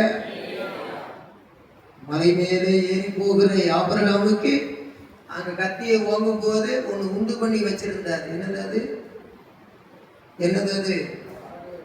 ஆட்டுக்கடா, ரேம். ஆட்டுக்கடா, ரேம். அப்படி கத்திய வாங்கும் போது சிக்கல்ல இருந்த அந்த ஆட்டுக்கடா மேல சத்தம் போடும் போது உடனே அந்த ஆட்டுக்கடாவை எடுத்து பலி செலுத்தினான். அல்லேலூயா சொல்லுங்க. அல்லேலூயா சொல்லுங்க. உடனே ஆட்டுக்கடாவை எடுத்து பலி செலுத்தினான். இந்த மனுஷனுக்கு நேரிடுகிற சோதனை எப்பா இதுவரைக்கும் யாருக்குமே ஏற்படாத சோதனை. ஒரே ஒரு பிள்ளையை கொண்டு பலியிடும் பொழுது அங்கே அவன் கீழ்ப்படிந்து கத்தியை ஓங்குகிற வரைக்கும் சோதனை மலையின் மேல், சோதனை மலை உச்சியிலே பலிபீடத்தின் மேல், சோதனை பட்டயத்தின் முனையில் காணப்படும் பொழுது நிறுத்து, பிள்ளையானவர்கள் கைப்படாதே, என் சொல்லுக்கு கீழ்ப்படிந்தபடியால் இதை செய்தபடியால் நிச்சயமாகவே நான் உன்னை ஆசீர்வதித்து உன்னை பெருகவே பெருக பண்ணுவேன் என்று எபிரேயர் 6:14 அழகாக சொல்லியிருக்கிறது. ஆதியாகமத்திலும் சொல்லியிருக்கிறது. சப்மிஷன், ஒப்பு கொடுத்தல் சாதாரணமானதல்ல. இப்படிப்பட்ட சூழ்நிலையிலே ஒப்பு கொடுக்கிறது. உங்களுடைய சோதனையிலே ஒப்பு கொடுப்பது. சோதனையோடு காணப்படுகிற மகனே, நாம் போகிற பாதை அவர் அறிவார் என்று விசுவாசம் இருக்க வேண்டும். யோபுவை போல சோதனை யாருக்கும் வரவில்லை. வேதாகமத்திலே அந்த யோபு சொல்லுகிறார், நான் போகும் வழியை சொல்லுங்க, நான் போகும் வழியை யாருமே அறிய மாட்டாங்க. என் மனைவி கூட அறிய மாட்டா, பக்கத்துல யாரும் அறிய மாட்டா. ஆனா நான் போகும் வழியை அவர் அறிவார். இந்த வார்த்தை எல்லாரும் சொல்லுங்க, நான் போகும் வழியை அவர் அறிவார். எல்லாரும் சொல்லுங்க, நான் போகும் வழியை கர்த்தர் அறிவார். 2026 கண்டிப்பா அந்த விசுவாச அறிக்கை என்பது கர்த்தர் அறிவார். கரெக்டா அந்த ஆட்டுக்கடா வச்சிருந்து அதை உண்டு பண்ணினவர் அங்க ஆயத்தம் பண்ணினதை செய்தார். தேவன் தம்மில் அன்பு கூறுகிறவர்களுக்கு ஆயத்தம் பண்ணினவைகளை கண் காணவும் இல்லை, காது கேட்கவும் இல்லை, மனுஷ இருதயத்தில் தோன்றவும் இல்லை, ஆவியானவரே அதை வெளிப்படுத்தினார். அதை சொல்லும். ஆகவே நீங்க சோதனை என்னும் மலையில் ஏறுவது போல இந்த ஆண்டு இருக்கும். ஆனாலும் கூட கர்த்தர் என்ன செய்வார்? ஒவ்வொரு சோதனையிலும் already prepared blessing is waiting for you. அதாவது சங்கீதம் 31:19 படி உமக்கு பயந்தவர்களுக்கும் மனுபுத்திரருக்கு முன்பாக உம்மை நம்புகிறவர்களுக்கும் நீர் உண்டு பண்ணி வைத்திருக்கிற நன்மை எவ்வளவு பெரிதா இருக்கிறது. கர்த்தர் உன்னோடு பேசினதையே பேசுகிறார். கர்த்தரின் மகளே படிக்க சங்கீதம் 31:19. சங்கீதம் 31:19 படிங்க எல்லாரும். சொல்லுப்பா. உமக்கு பயந்தவர்களுக்கும் மனுபுத்திரருக்கு முன்பாக உம்மை நம்புகிறவர்களுக்கும் எல்லாரும் படிங்க. நீ உண்டு பண்ணி வைத்திருக்கிறன்னா ஆல்ரெடி prepared blessings. உண்டு பண்ணி வைத்திருக்கிற நன்மை எவ்வளவு பெரிதாக இருக்கிறது. அல்லேலூயா சொல்லுவோமா? அதனால உங்களுக்கு எதுவரைக்கும் சிறியதா இருந்திருக்கும், தடைப்பட்டு போயிருக்கோம். ஆனா கர்த்தர் இதுக்குத்தான் தடை பண்ணாரா, இதுக்குத்தான் தாமதம் பண்ணாரா நினைக்கணும், அளவுக்கு செய்வார். என்னத்த வசனத்தை கேட்கறது, என் வசனத்துக்கு முடிவே காணுமே, இதுவரைக்கும் செய்யாதவரை இனிமேல் செய்ய போறேன்னு சொல்லக்கூடாது. அவர் உண்டு பண்ணி வைத்திருக்கிற நன்மை கர்த்தரின் மகளே, உனக்காக ஒரு பிள்ளைகளுக்காக அவர் ஆல்ரெடி prepared blessings வச்சிருக்கிறார். அவர் waiting for you. already prepared blessings waiting for you. அதை பின்னால காலமெல்லாம் தேவையில்லாத பெற்று வருத்தப்படுறதை விட தேவையான நல்ல பங்கை கொடுக்கிறதை பெற்றுக்கொள்ளத்தக்கதாக ஆபிரகாமுக்கு 25 ஆண்டுகளுக்கு பிறகும் அவர் உண்டு பண்ணி வைத்ததை வெற்றியாக முடித்த தேவன் உங்கள் வாழ்க்கையிலே வெற்றியாக எல்லாவற்றையும் முடிய பண்ணுவார். இது ஒரு தீர்க்க தரிசனமாக இருக்கிறது. இது நிச்சயமாகவே முடிவு உண்டு, உன் நம்பிக்கை வீண் போகாது. என் நாமத்தின் மகிமையை உன்னில் விளங்க பண்ணுவேன் என்று ஆண்டவர் திருவுளம் பற்றுகிறார். கரங்களை தட்டி கர்த்தரை நம்புவே இயேசுவை நம்புவேன், இயேசுவை நம்புவேன், இயேசுவை நம்புவேன், இயேசுவை. ஒவ்வொரு சோதனை குறித்து பயப்படக்கூடாது. Already prepared blessing is waiting for me. ஒவ்வொன்றுக்கும் உண்டு பண்ணி வச்சிருக்கிறாருன்னு உங்களை குறிச்சும் பிள்ளைகளை பற்றும் போகிற எல்லா வழிகளிலையும் நான் போகும் வழி அவர் அறிவாருன்னா அவர் என்ன செய்வாருங்கிறத உங்களுக்கு சொல்லிட்டேன். இதுக்கு பிறகு நீங்க சோர்ந்து போகக்கூடாது. ஆகையினால தேவனுடைய மகனே மகளே, தேவ வெளிப்படுத்தலுக்காக நாம் தேவ சமூகத்திலே பெற்றுக்கொள்கிற வாக்கு தத்தம் என்னத்தெல்லாம் உண்டு பண்ணி வச்சிருக்காரு. அவர் உண்டு பண்ணி வச்சிருக்கிறதெல்லாம் உங்களுக்கு என்னென்ன வேண்டுமோ உண்டு வச்சிருக்கார். ஒரு நிலம் வேணுமா உண்டு கொண்டு வச்சிருக்கார். வீடு வேணுமா உண்டு பண்ணி வச்சிருக்கிறார். ஒரு பெண் வேணுமா மாப்பிள்ளைக்கு உண்டு பண்ணி வச்சிருக்கிறார். ஒரு மாப்பிள்ளை வேணும் உண்டு பண்ணி வச்சிருக்கார். கடன் தீர்ப்பதற்கு ஒரு முடிவு வேண்டும் உண்டு பண்ணி வச்சிருக்கிறார். ஏவாளை உண்டாக்கினார். ஆனா ஏற்கனவே எங்கிருந்து உண்டாக்குனார் சொல்லுங்க. ஏவாளை எங்கிருந்து உண்டாக்குனார் சொல்லுங்க. ஆதமுக்கு அயர்ந்த நித்திரை வரவண்ணு அப்படியே இந்த ஆதாமுக்குள்ள இருந்தே ஓய்வு உண்டாக்கிட்டார். ஆதாம் நல்லா தூங்கிக்கிட்டு இருக்காரு. அவன் டான்ஸ் ஆட்டு வர்றான். காரணம் என்னன்னா அவன் தூங்கிக்கிட்டு இருக்கிறான். அவனுக்காக ஆண்டவர் ஏங்கிக்கிட்டு இருக்காரு. இவன் கண்டு மயங்கிக்கிட்டு இருக்கிறான். ஆனாலும் இதை பார்த்து தயங்கிக்கிட்டு இருக்கிறான். கர்த்தருடைய மகிமையோ ஓங்கிக்கிட்டே இருக்குது. இன்னைக்கு சந்ததி பரம்பரையா கரங்களை தட்டுங்க. ஹல்லேலூயா. உனக்காக ஆச்சரியமான காரியங்களை அற்புதமான காரியம் உண்டாக்கும் பொழுது நீ படுத்து தூங்கப்பா. ஆதாம் தூங்கினாரு, ஏவாள் வந்தார். பேதுரு தூங்கினாரு, விலங்கெல்லாம் இருந்து வெளியே போனாரு. தூங்கினவங்க எலியா தூங்கினாரு. தூதம் அங்க அப்பத்தை கொடுத்து தண்ணீரை கொடுத்து அழகா வழி எடுத்து கொண்டு போறாரு. நான் ஏங்கிற உள்ளம் தூங்கி போனாலும் அவர் ஓங்கிய மகிமையை விட்டு கொடுக்கவே மாட்டார். ஆகவே தயங்கில் இல்லாது தேவ பிள்ளையே, உனக்காக ரத்தம் சிந்தி மீட்டவர் உன்னை வெட்கப்பட்டு போகவே விட மாட்டார். யோசேப்பு ரொம்ப சிறியவனாயிருந்த சின்ன பையனாக இருந்தான். அவனுக்கு கீழே ஒருவன் இருந்தான்.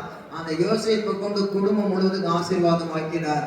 அவன் கர்த்தரை எல்லா சூழ்நிலையிலும் நம்பின பொழுது அவனை எகிப்திலே உயர்த்தி அவனையும் ஆசீர்வதித்து அவன் சகோதரர்களையும் கோசேன் நாட்டில் ஆசீர்வதித்தார். ஒப்பு கொடுத்தலே ரகசியம். ஒருவர் பார்த்து பொறாமைப்படுவது அல்ல. பொறாமை என்று சொல்லுகிறது அது வாழ்க்கையை சிறுமைப்படுத்தும். ஆனால் சிறுமையான நிலைமையிலே நாம் கர்த்தருடைய வார்த்தையின் மேலே துணிவு கொள்வது வாழ்க்கையை மேன்மைப்படுத்தும். உடைய துணிவு வீரமெல்லாம் கர்த்தருடைய வார்த்தையின்படி வாழ்வதற்கு, கர்த்தருடைய சவாலாக அவர் ஆசீர்வாதத்தை பெறுவதற்கு ஒரு முடிவுக்குள் வர வேண்டும். எப்பேற்பட்ட நிலையில் இருந்தாலும் இன்றைக்கு அந்த முடிவுக்கு வர வேண்டும். கர்த்தருக்கு அர்ப்பணித்த ஒரு ஆசீர்வாதத்தை உங்களுக்காக உங்கள் சந்ததிக்காக பெற்றுக்கொள்ள வேண்டும் என்று ஆண்டவர் சொல்லுகிறார். நிறைய சொல்லுவோமா? தரங்களை தேடி பெருமையை கொடுக்கும். மனுஷனுக்கு ஆசீர்வாதத்தை பெற முடியாத ஒரு சுபாவம் பொறாமை. ஆண்டவர் வந்தார். அம்மா உனக்கு நான் ஆசீர்வாதம் கொடுக்க வந்திருக்கேன். யாருமே சந்தோஷம். ஆனா உனக்கு ஒரு பங்கு கொடுத்தா பக்கத்து வீட்டுக்காருக்கு 2 பங்கு கொடுப்பேன் அப்படின்ட்டு கேட்டேன். ரொம்ப முதல் நாள் ஆசீர்வாதம் கொடுப்பேன்னு சொன்னார். சந்தோஷமா இருந்தியே. 2வது நாள் ஏன் துக்கமா இருக்கேன்னு புருஷன் வந்து கேட்டா. ஆசீர்வாதம் கொடுப்பேன்னு சொன்னவரு 2வது முறை வந்து 2 பங்கு கொடுப்பேன் யோசனை பண்ணி சொல்லின்னு சொன்னாரு. ஒரு வீடு வாங்கினா அவளுக்கு 2 வீடு, ஒரு கார் வாங்கினா அவளுக்கு 2 கார், ஒரு வாஷிங் மிஷின் ஃப்ரிட்ஜ் வாங்கினா அவளுக்கு 2 இதெல்லாம் சகிக்க முடியுமா, பொறுக்க முடியுமா அப்படின்னு புருஷன் கிட்ட சொல்லிக்கிட்டு இருக்கா. அவன் முகமே சோர்ந்து போய் இருக்குது. அந்த நேரத்துல அவ என்ன யோசித்து 3வது நாள் ரொம்ப சந்தோஷமா இருக்க ஆரம்பிச்சுட்டா. புருஷன் வந்தார். என்னடி இன்னைக்கு சந்தோஷமா இருக்கிற? முதல் நாள் சந்தோஷமா இருந்த, 2வது நாள் துக்கமா இருந்த, நீ 3வது நாள் ரொம்ப சந்தோஷமா இருக்கீங்க. அவ சொன்னா நான் ஒரு முடிவுக்கு வந்துட்டேன்னு சொன்னான். என்ன முடிவுக்கு வந்த சொல்லு. எல்லாம் லிஸ்ட் எழுதி வச்சுட்டு ஆண்டவர்கிட்ட கேட்கறதுக்கு இல்ல, என் பக்கத்து வீட்டுல உள்ளவளுக்கு எனக்கு கேட்க போற ஆசீர்வாதத்தை எனக்கு ஒரு கண்ணு போகணும்னு கேட்க போறேன். ஏன்டி இந்த கெட்ட புத்தி உனக்கு வந்தது? அப்ப அவ சொன்னா எனக்கு ஒரு கண்ணு போனா பக்கத்து வீட்டுக்காரிக்கு. இந்த மாதிரி ஒரு பொறாமை இருக்கிற வரைக்கும், நீ திருந்துற வரைக்கும் உன்னையும் ஆசீர்வதிக்க மாட்டேன், அவளையும் ஆசீர்வதிக்க மாட்டான் அப்படின்னு சொல்லவும் மன்னிப்பு கேட்டு 2 பேரும் மனம் திரும்பினாளுங்க. பிறகு வந்து கர்த்தர் ஆசீர்வதிச்சார். உனக்கு கிடைக்கிறது கிடைச்சா போதும் நினைய. உனக்கு ஏன் கிடைக்காம இருக்குன்னா வாய் சரியில்லை, சிந்தனை சரியில்லை, பேச்சு சரியில்லை, முன்ன கொண்டு பேசுறது பின்ன கொண்டு பேசுறது, இல்லாதப்பட்டவனையும் பார்த்து இறக்கப்பட்டது சில இருந்தாலும் இருக்கப்பட்டவனை தாறுமாறா பேசுறது, பொறாமப்பட்டு பேசுறது, மனசுக்குள்ள இருக்கிற பொறாமையினால அப்படிப்பட்டவர்களுடைய துன்பத்துல சந்தோஷப்படுறது, அவங்களுக்கு வருகிற இன்பத்துல எரிச்சல் படுறது, இந்த சுபாவம் உள்ளத்துல இருந்து போகணும்னு நினைச்சிட்டா கர்த்தர் என்ன சொல்றாருன்னா, உன்னை ஆசீர்வதிக்கிறவர்களை ஆசீர்வதிப்பேன்னு சொன்ன மாதிரி மற்றவர்களை ஆசீர்வதிக்கும் போது நம்ம ஆசீர்வதிப்பார். அல்லையா சொல்லுவோமா? ஆண்டவரை பொறாம குணத்தை எடுத்து போடும், வீணான எரிச்சல் குணத்தை எடுத்து போடும், புறபேசுற புத்தி எடுத்து போடும், பிறர் ஆத்மா என்னங்கிறத எடுத்து போடும். அப்பேற்பட்ட வேசிக்கு கூட விசேஷித்த ஆசீர்வாதத்தை கொடுத்தீரு, என்னையும் ஒரு தூசியாக ஒப்பு கொடுக்குறேன்னு சொன்னா வாழ்க்கையை அவர் அலசி பார்த்து உன்னை ஒப்பு கொடுக்குற வேலையில உன்னைய கர்த்தர் மாணிக்கமா மாத்திடுவாரம்மா, மாணிக்கமா மாத்திடுவார் ஐயான்னு சொல்றாரு. அல்லேலூயா சொல்லுவோமா? அல்லேலூயா. நம்புவேன் இயேசுவை, நம்புவேன் இயேசுவை, நம்புவேன் இயேசுவை, நம்புவேன் இயேசுவை. கண்மலைகள் நயக்கும் பணியாய் என்னை கரம் பிடித்தார், கண்மலைகள் நயக்கும் பணியாய் நம்மை கரம் பிடித்தார். காத்திருந்து வெள்ளடைந்து கழுவி கூட எழுந்திருந்தே, காத்திருந்து வெள்ளடைந்து கழுவி கூட எழுந்திருந்தே.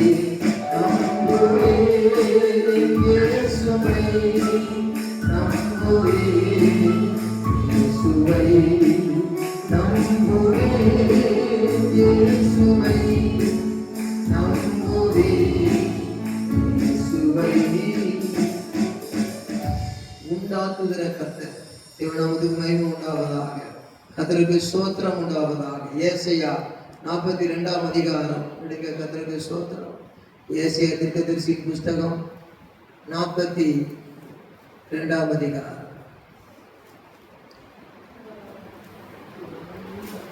12ஆம் ஏசாயா 42:16. ஏசாயா 42:16 எடுத்து வாசிங்க எல்லாரும். குருடரை அவர்கள் அறியாத வழியிலே நடத்தி அவர்களுக்கு தெரியாத பாதைகளை அவர்கள் அழைத்து கொண்டு வந்து அவர்களுக்கு முன்பாக இருளை வெளிச்சம் கோணலை செவ்வையும் ஆக்குவேன், போக்கையும் ஆக்குவார் என்றாக படித்தோம். இங்க வந்து ஜெகோவா ஓசின்னு the Lord is our maker.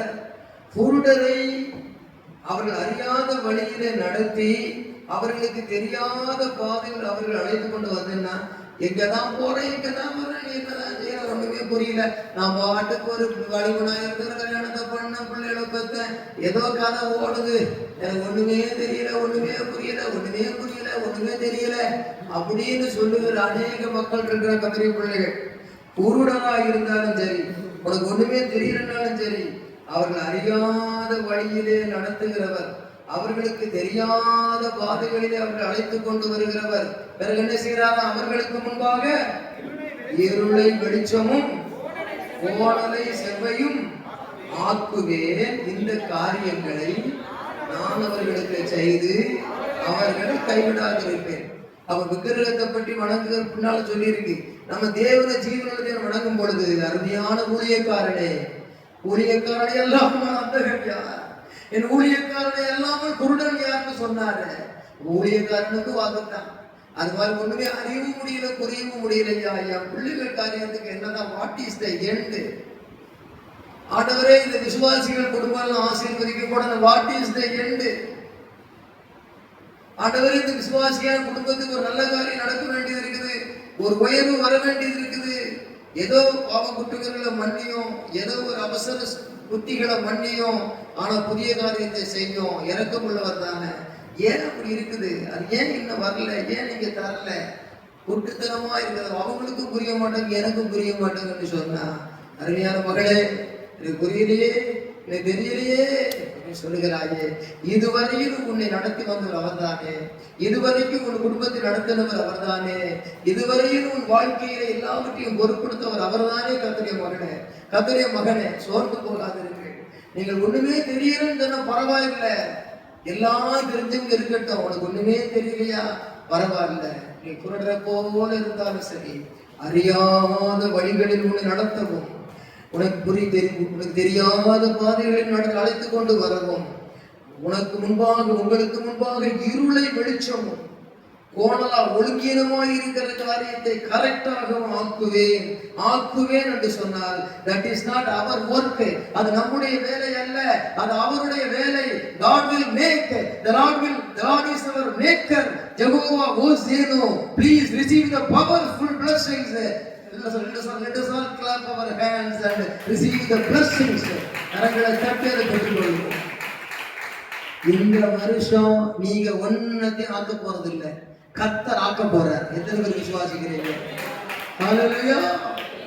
நான் ஒன்னையும் பிள்ளைகளுக்காக ஆட்டி படைக்க போறது இல்லை, நீங்க ஒண்ணு ஆட்டி படைக்க போறது இல்லை, நீங்க ஒன்னத்தையும் ஆக்க போறது இல்லை. சோத்தை ஆக்கிதான் சாப்பிட முடியும், சோத்தை ஆக்கிதான் சாப்பிட முடியுங்க.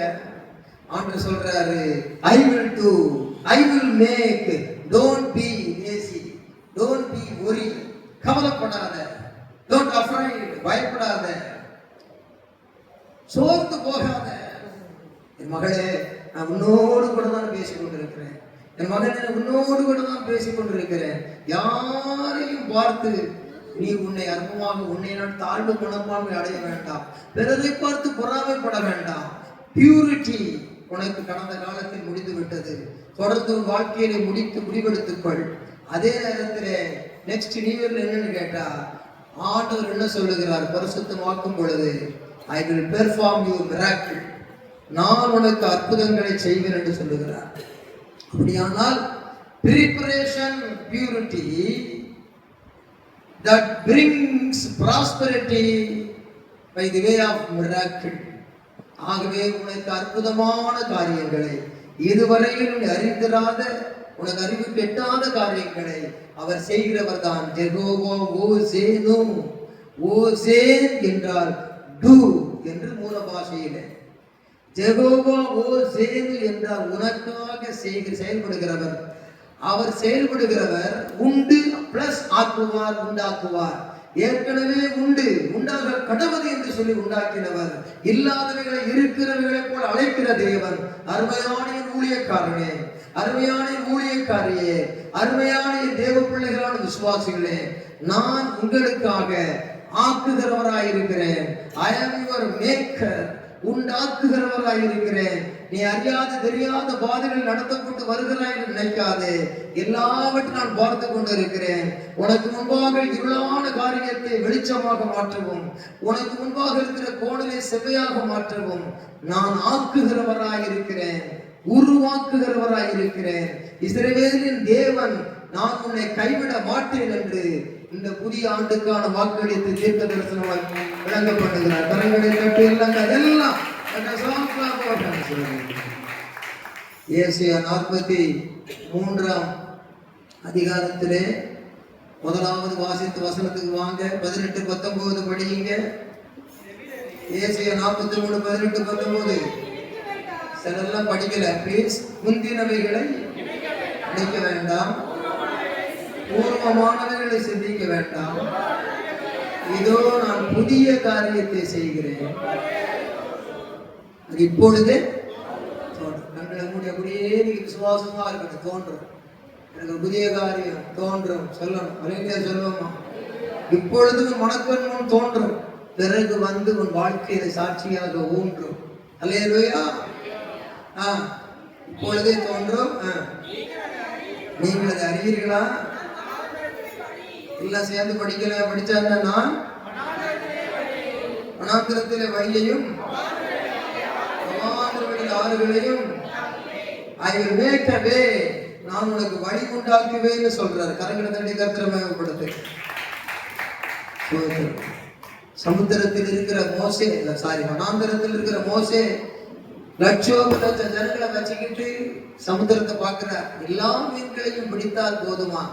வனாந்தரத்தை பார்க்கிறார். எல்லா ஆடு மாடுகளை அடித்தால் போதுமா? பிடித்தாலும் போதாது, அடித்தாலும் போதாது என்று அண்ணாந்து பார்த்த இறைவா என்று சொல்லும் பொழுது ஒரு காற்று திடீரென்று புறப்பட்டது.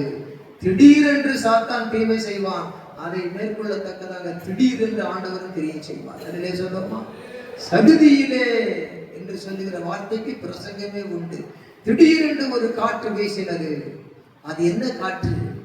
கர்த்தரிடத்திலிருந்து புறப்பட்ட காற்றுன்னு என்னாகமத்துல 11 சொல்லி எடுத்து வாசிக்க வேண்டாம்.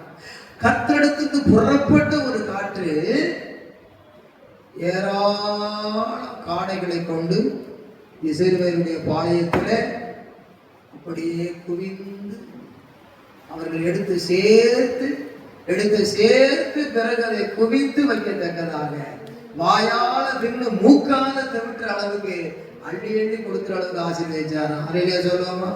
எப்போ பார்வோன் துரத்தின பிறகு, வனாந்திரத்துக்கு வந்த பிறகு இறைச்சிக்கு ஆசைப்பட்டாங்க. கர்த்தர் செய்தார். அல்லேலூயா. லேசா ஒரு காற்று வீசினா போதையா, ஆண்டவங்க தேவையெல்லாம் சந்திச்சிருவாரியா. தென்றல் காற்று தெற்கிருந்து வரும், புனல் காற்று கிழக்கிருந்து வரும், மேல் காற்று மேற்கிருந்து வரும், வாட காற்று வடக்கிருந்து வரும். சுற்றி வந்து சுழலடிக்கும் சுழல் காற்று அது அல்ல. ஆண்டவர் சொல்லுகிறார், நான் உன்னை கர்த்தரிடந்து புறப்பட்ட ஒரு காற்றை வைத்திருக்கிறேன், அதே காற்றை இன்னும் வைத்திருக்கிறேன். அந்த காற்றை அனுப்பினவர் நான். உனக்காக ஒரு அற்புதம் நடக்கும்படி, அதிசயம் நடக்கும்படி, நீ எதிர்பார்க்கிற காரியம் கிடைக்கும்படி அவர் அப்படி காற்றை அனுப்புவேன் என்று சொல்லுகிறார். ஒரு காடையை பிடிக்கணும் குடுகுடுன்னு ஓடிடும். காடை கறி அவருக்கு டேஸ்டா இருக்கு, நரிக்கிறவர்கிட்ட கேட்டு பாருங்க. ஒரு காடையை பிடிக்கிறது கஷ்டம். ஆனா அந்த காடைக்கு ஒரு சுபாவம் தெரியுமா? நீ நல்லா விசாரிச்சு பாருங்க. ஃபாரஸ்ட் டிபார்ட்மெண்ட்ல உள்ளவங்களுக்கு எல்லாம் காடைகள் வந்து கொஞ்சம் தூரம் தான் ஓடும், லேசா வேகமா ஓடும், பிறகு அப்படியே வந்து உட்கார்ந்துக்கிடும். ஓடுதான் வேகமா தரையில ஓடும், ரொம்ப பறக்க முடியாது. ஆனா காற்று வந்ததுன்னு வச்சுக்கிட்டீங்களேன், இந்த காற்றோடு காற்றா கலந்து எவ்வளவு தூரம் போக முடியும் அங்க பொத்துன்னு விழுந்துடும். அதே மாதிரி ஒரு வேகமான காற்று வீசி இஸ்ரவேல் ஜனத்தை பார்வோரிடத்திலே உன்னுடைய இறைச்சியால் போஷிக்கப்பட்டது நினைக்கிறாயே, நானும் உன்னை போஷிக்கிறேன் என்று வறண்ட ஒரு வனாந்தரத்திலே அவர்களுக்கு திருப்தியாக ஆண்டு கொடுத்தார். அருமையான தேவனுடைய மகனே, மகளே, இந்த வருஷத்திலே எவ்வளவோ விலை உயரும். நான் சொல்லுகிறேன், இந்த வருஷத்துல விலை உயரும். பணத்தினுடைய வீக்கம் அதிகமாகும். எங்கு பார்த்தாலும் கஷ்டங்களை காண்பீர்கள். ஆனால் உங்களுக்கு ஆண்டவர் அந்த எலியாவின் தேவன் போஷித்தது போல மாத்திரம் அல்ல, அந்த விதவையின் தேவன் அந்த விதவைக்கு எலியாவின் விதவையை போஷித்தது போல மாத்திரம் அல்ல, யாரோ ஒருவரை அல்ல, இஸ்ரவேல் ஜனங்களை, தேவ பிள்ளைகளை எப்படி வெளியரங்கமான சாட்சியாக போஷித்தாரோ அதே விதமாக கொரோனாவிலே உங்களை போஷித்ததை காட்டிலும் அதிக பூரணமான விதத்திலே ஆண்டவர் இந்த வருஷத்தில் அற்புதமா அதிசயமா போஷிப்பார். ஒன்றும் குறைவுபடாதிருக்கும்படி கர்த்தரை ஆசீர்வதிக்கிறார். கரங்களை தட்டி கர்த்தரை வனாந்தரத்திலே வழி, மேய்க்க வே என் வில்டர்னஸ் என்று சொல்லுகிறார். ஆகவே வனாந்தரம் போன்ற இடம் எப்படி இருக்கும்? புல் இருக்காது, தண்ணி இருக்காது, ஒண்ணுமே இருக்காது. அங்கே ஆகாப் ராஜாவே கலங்குகிறான். அற்புதமாய் நடத்தப்பட்ட எலியா, அற்புதமாய் போஷிக்கப்பட்ட ஒரு விதவை. நமக்கு அந்த 2 பேரை பற்றி சொல்லல, இஸ்ரவேல் ஜனத்தை வழிநடத்துகிறவர் அவர்தான் இங்கே சொல்லுகிறார். புதிய காரியத்தை செய்கிறவர் இஸ்ரவேலின் தேவன். அல்லேலூயா, அல்லேலூயா. அப்படி செய்வதனால் நான் தெரிந்து கொண்ட என் ஜனத்தின் தாகத்துக்கு வனாந்திரத்திலே தண்ணீர்களையும் அவாந்திரங்களை அவர்களை உண்டாக்குவதனாலே காட்டு மிருகங்களும் வலு சர்ப்பங்களும் கோட்டான் குஞ்சுகளை கணம் பண்ணும் என்று சொல்லுகிறார். கர்த்தரை கணம் பண்ணணும். மிருகங்களுக்கும் போஜனம். 21 வசனத்தை படிங்க. இந்த ஜனத்தை 43:21 இந்த ஜனத்தை எனக்கென்று ஏற்படுத்தினேன். அதனால நம்ம கர்த்தருடைய துதிகளை we are all going to praise our Lord for his miraculous blessings. அதனாலே துன்பத்தின் மத்தியிலே இன்பமாய் நடத்துகிற இஸ்ரவேலின் தேவன் அவரை துதிக்கும்படியாக அவருக்கு சாட்சி ஏற்படுத்தும்படியாக நம்மை ஏற்படுத்தி இருக்கிறார். ஆகையினாலே உலகத்துக்கு சதி என்று சொல்லும் பொழுது அதற்கு மத்தியிலே ஆண்டவருடைய விதி, அவருடைய சட்டம் என்னவென்றால் நாம் அவருடைய நாமத்தை துதி என்பதே அவருடைய சட்டம். அல்லேலூயா சொல்லுவோமா? அல்லேலூயா. உலகத்துக்கு சதி, நமக்கு அதிலே ஒரு நல்ல கதி. ஆகையினாலே ஆண்டவரை துதி, அதற்காகவே உன்னை ஏற்படுத்தினேன்னு சொல்லுகிறார். அல்லேலூயா, அல்லேலூயா. கரங்களை தட்டி கர்த்தரை மகிமைப்படுத்துங்கள். Praise the Lord.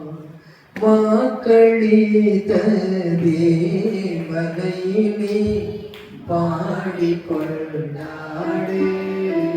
1 2 3 4 வாக்களித்த தேவனை நீ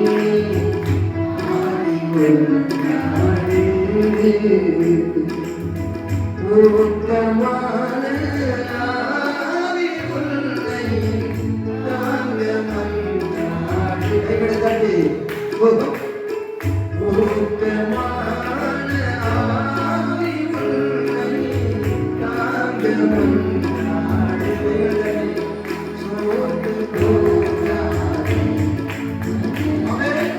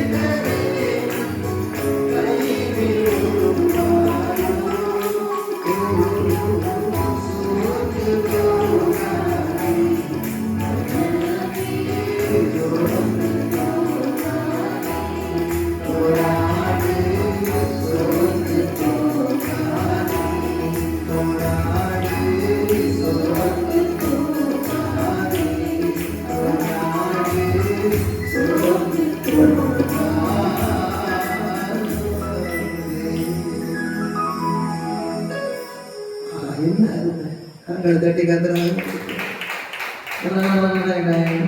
அவ என்ன கரங்களை தட்ட மாட்டீங்களா? அருமையா பாடுறீங்க, இந்த அருமையா வாத்தியம் போடுறீங்க, எவ்வளவு அழகா ஊழியத்துக்கு ஓடுறீங்க, எவ்வளவா மகிமை என்று ஆடுறீங்க, எவ்வளவா ஆண்டவரை தேடுறீங்க. அதுக்காக நானே கைதட்டு பார்க்கிறேன். I wish you a happy new year 2026, prosperous purity, new year of purity, new year of perform miracles, new year of prosperity. By these words, according to these messages, according to every promises, God will bless you. I pronounce these blessings in the name of Jesus, who made heaven and earth. கரங்களை தட்டி கர்த்தரை